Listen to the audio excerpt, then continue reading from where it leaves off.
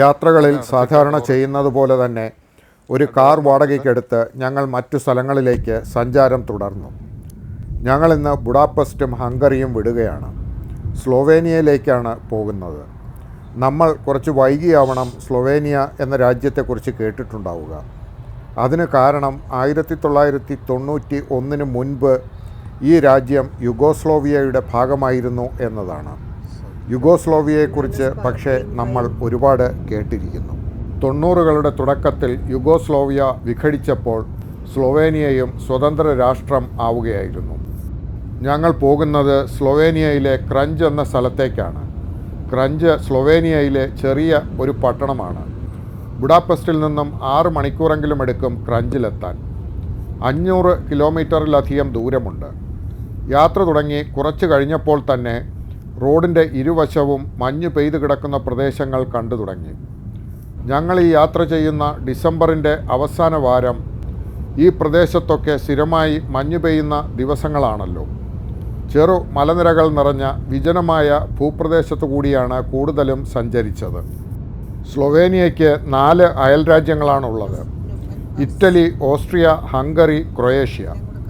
ഇതിൽ 3 രാജ്യങ്ങൾ ഞങ്ങൾ പലപ്പോഴായി കണ്ടു കഴിഞ്ഞു. ഈ യാത്രയിൽ സ്ലൊവേനിയയിൽ നിന്നും ഞങ്ങൾ പോകുന്നത് മറ്റൊരു അതിർത്തി രാജ്യമായ ക്രൊയേഷ്യയിലേക്കാണ്. ചുരുക്കത്തിൽ മധ്യ യൂറോപ്പിലെ ഈ ഭാഗങ്ങൾ എല്ലാം തന്നെ ഞങ്ങൾ ഏകദേശം കണ്ടു കഴിഞ്ഞിരിക്കുന്നു. ഈ 5 രാജ്യങ്ങളും സമഗ്രമായി കണ്ടു എന്ന് അത് അർത്ഥമാക്കുന്നില്ല. ഏതെങ്കിലും മുക്കും മൂലയും സന്ദർശിച്ചിട്ടുണ്ടാവും എന്ന് കരുതിയാൽ മതി.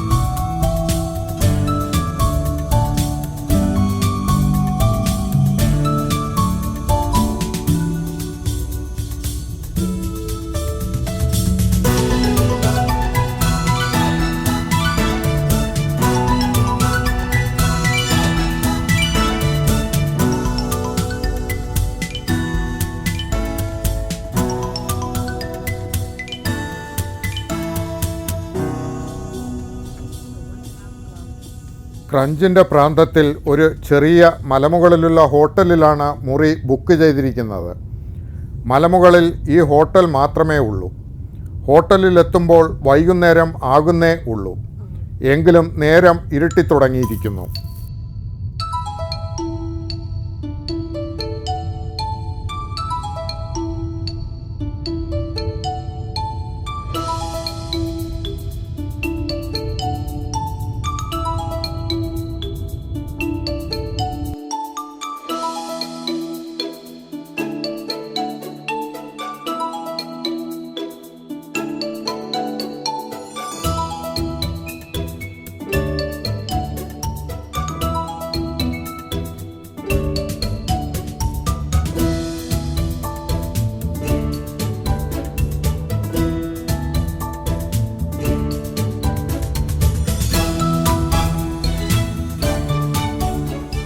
ഹോട്ടൽ മുറിയുടെ ബാൽക്കണിയിൽ നിന്ന് നോക്കുമ്പോൾ താഴ്വാരത്തിൽ ക്രഞ്ച് പട്ടണം കാണാം.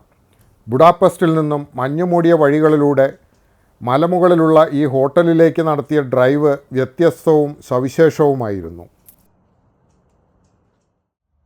രാവിലെ എണീറ്റ് ബാൽക്കണിയിലേക്ക് ഇറങ്ങുമ്പോൾ ഇന്നലെ താഴ്വാരത്തിൽ കണ്ട ക്രഞ്ച് പട്ടണം ഇപ്പോൾ കാണാനില്ല. കോടമഞ്ഞിൻ്റെ വലിയൊരാവരണം താഴ്വാരത്തെ മൂടിയിരിക്കുന്നു. മേഘത്തിന് മുകളിൽ നിൽക്കുന്ന അനുഭവം.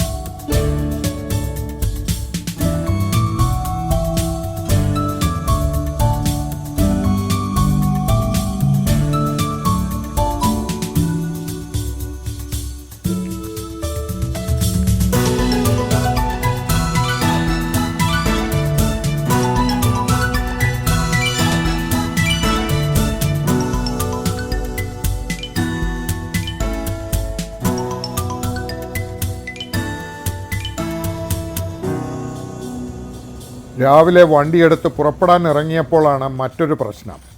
കാർ ആകമാനം ഐസ് കൊണ്ട് മൂടിയിരിക്കുന്നു. കഴിഞ്ഞ രാത്രി റെസ്റ്റോറൻറ്റിൽ വച്ച് ഒരു സ്വിസ് ദമ്പതികളെ പരിചയപ്പെട്ടിരുന്നു. അവർ സ്നേഹപൂർവ്വം നൽകിയ ചില പണിയായുധങ്ങൾ ഉപയോഗിച്ച് അല്പനേരം ജോലിയെടുത്തതിന് ശേഷമാണ് കാറിൽ നിന്നും ഐസ് മാറ്റാനായത്. അതിനുശേഷം കോടമഞ്ഞ് മുറിച്ച് ഞങ്ങൾ മലയിറങ്ങാൻ തുടങ്ങി.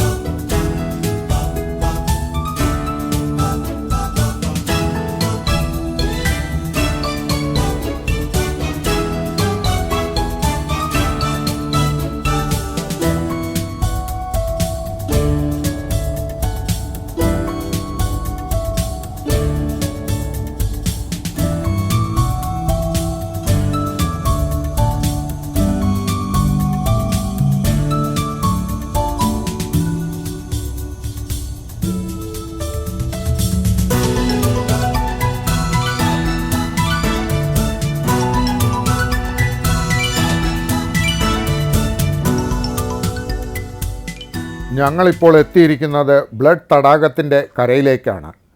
തടാകത്തിൻ്റെ പ്രതലത്തിൽ നിന്നും മൂടൽമഞ്ഞ് മാറിയിട്ടില്ല. തടാകത്തിലൂടെ ഒരു ബോട്ട് യാത്ര നടത്തണം. പക്ഷേ മൂടൽമഞ്ഞ് മാറിയിട്ട് ബോട്ട് യാത്ര നോക്കാം എന്ന് കരുതി. പ്രഭാത ഭക്ഷണം കഴിച്ചിട്ടില്ല. അതിനാൽ തടാകതീരത്തുള്ള ഒരു റെസ്റ്റോറൻറ്റിൽ കയറി അല്പനേരം ഇരുന്നു. അവിടെ ഇരുന്ന് നോക്കുമ്പോൾ തടാകത്തിൽ നിന്നും മഞ്ഞൊഴിയുന്നതും വെയിൽ പരക്കുന്നതും കാണാനാവും.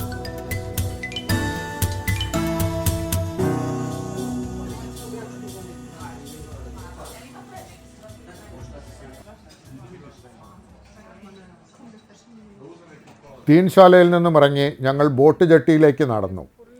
തടാകത്തിന് നടുവിലായി ഒരു ചെറിയ ദ്വീപും അവിടെ ഒരു പള്ളിയുമുണ്ട്. അവിടേക്കാണ് ബോട്ട് പോവുക. ബോട്ട് യാത്ര തുടങ്ങുമ്പോഴും തടാകത്തിലെ മൂടൽമഞ്ഞ് മുഴുവനായും അലിഞ്ഞിരുന്നില്ല. അതിനാൽ കുറച്ചുകൂടി കഴിഞ്ഞിട്ടാണ് തടാകത്തിലെ ആ ദ്വീപും അവിടുത്തെ പള്ളിയും കാഴ്ചയിലേക്ക് തെളിഞ്ഞു വന്നത്. സഞ്ചാരികളെയും കൊണ്ട് ദ്വീപിലേക്ക് പോവുക തുഴവഞ്ചികളാണ്. എന്നാൽ ഇടയ്ക്ക് ഒരു യന്ത്രബോട്ടും കടന്നു പോകുന്നത് കണ്ടു. ഈ തടാകവും അതിന് നടുവിലെ ദ്വീപും അവിടുത്തെ പള്ളിയും തടാകത്തിന് ചുറ്റുമുള്ള മലനിരകളും തടാകത്തിൽ ചെറുതായി കോട പറക്കുന്ന മരതക നിറം മാറുന്ന ജലപ്രതലവും ഒക്കെ കാണുമ്പോൾ അതികാൽപ്പനികമായ ഒരു ചലച്ചിത്രം കാണുകയാണോ, അത്രയും ഭാവസാന്ദ്രമായ ഒരു കഥ വായിക്കുകയാണോ എന്നൊക്കെ തോന്നിപ്പോവും. ബോട്ട് അടുക്കുമ്പോൾ ആ ദ്വീപ് ഒരു കുന്നാണ് എന്ന് മനസ്സിലാവും. മുകളിലേക്ക് പള്ളിയിരിക്കുന്ന ഭാഗത്തേക്ക് കയറിപ്പോവാൻ പടികളുണ്ട്. 99 പടികളാണുള്ളത്. ഇതിനോടനുബന്ധിച്ച് ഒരാചാരം നിലനിൽക്കുന്നുണ്ട്. നവവരൻ വധുവിനെയും എടുത്ത് ഈ പടികൾ കയറണം. വധുവിനെ തറയിൽ വയ്ക്കാതെ മുകളിൽ വരെ ഒറ്റയടിക്ക് കയറണം. അത് വിവാഹബന്ധം ദൃഢമാക്കും എന്നാണ് വിശ്വാസം. 3.5 പതിറ്റാണ്ടോളം ഒന്നിച്ച് ജീവിച്ചു കഴിഞ്ഞ ഞങ്ങൾ ഇനി അത്തരം സാഹസങ്ങൾക്ക് മുതിരേണ്ടതില്ലല്ലോ. ബ്ലഡ് തടാകത്തിന് നടുവിലുള്ള ഈ ദ്വീപാണ് സ്ലൊവേനിയയിലെ ഏക ദ്വീപ് എന്നത് കൗതുകപ്പെടുത്തുന്ന ഒരറിവായിരുന്നു. 50 കിലോമീറ്ററിൽ താഴെ മാത്രം നീളമുള്ള ഒരു കടൽ തീരമാണ് സ്ലൊവേനിയയ്ക്കുള്ളത്. അതിനോട് അനുബന്ധമായി ദ്വീപുകൾ ഒന്നും തന്നെയില്ല. 17-ാം നൂറ്റാണ്ടിൽ നിർമ്മിച്ച സ്വർഗാരോഹിത മാതാവിൻ്റെ പേരിലുള്ള ചെറിയ ഒരു പള്ളിയാണ് ഇവിടെ ഉള്ളത്. സവിശേഷമായ നിർമ്മാണ ചാരുത തോന്നിക്കുന്നതാണ് പള്ളിയുടെ മണിഗോപുരം. ഞങ്ങൾ മണിഗോപുരത്തിന് മുകളിലേക്കും പള്ളിയുടെ ഉള്ളിലേക്കും പ്രവേശിച്ചു. പള്ളിക്കടുത്തായി തന്നെ ചെറിയ ഒരു മ്യൂസിയവും ഉണ്ട്.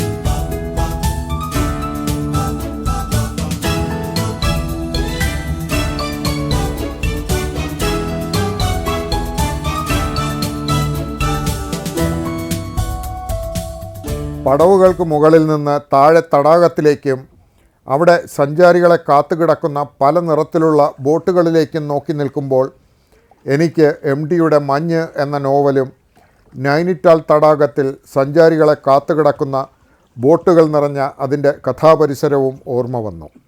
ഞങ്ങൾ നൈനിറ്റാൾ തടാകം കണ്ടിട്ടില്ല എന്നത് മറ്റൊരു കാര്യം. ഏത് ഋതുവിലും പ്രകൃതി സൗന്ദര്യത്തിൻ്റെ വൈവിധ്യം ഇവിടെ അനുഭവിക്കാം. യൂറോപ്പിലെ വലിയ രാജ്യങ്ങൾക്കും വലിയ നാഗരികതകൾക്കുമിടയിൽ ഒളിച്ചിരിക്കുന്ന പ്രകൃതിയുടെ ചെറിയ സുന്ദരമായ ഒരു തുരുത്താണ് സ്ലൊവേനിയ എന്നതിൽ സംശയമില്ല. ബോട്ട് യാത്ര കഴിഞ്ഞപ്പോൾ ഞങ്ങൾ ബ്ലഡ് തടാകത്തിൻ്റെ പരിസരത്ത് നിന്നും പുറപ്പെട്ടു. പക്ഷേ സ്ലൊവേനിയയിലെ കാഴ്ചകൾ അവസാനിക്കുന്നില്ല.